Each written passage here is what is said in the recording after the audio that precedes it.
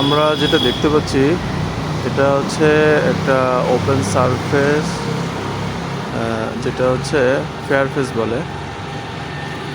এই ফেয়ারফেসে প্রোটেকশনের জন্য ইউজ করা হচ্ছে স্লেট ফিনিশ, যেটা হচ্ছে অয়েল বেস। এইটা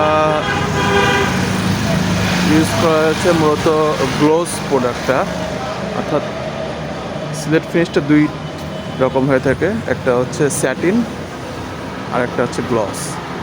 তো এইখানে গ্লসটা ইউজ করা হয়েছে এই কারণে আমরা দেখে থাকবো যে ইটগুলো ভেজা ভেজা লাগছে, মনে হচ্ছে যে এই মাত্রই পানি দিয়ে ইটগুলো ওয়াশ করা হয়েছে।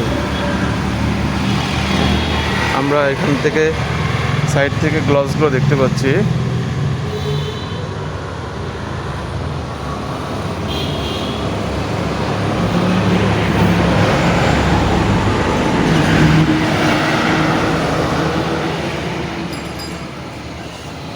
এই স্লেট ফিনিশ ইউজ করার মূল উপকারিতা হলো যে ওয়েদার প্লাস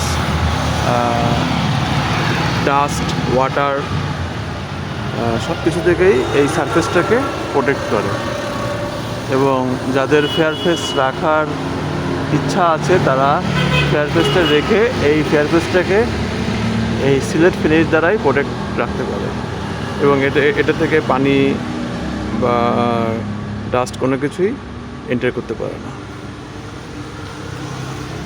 ধন্যবাদ।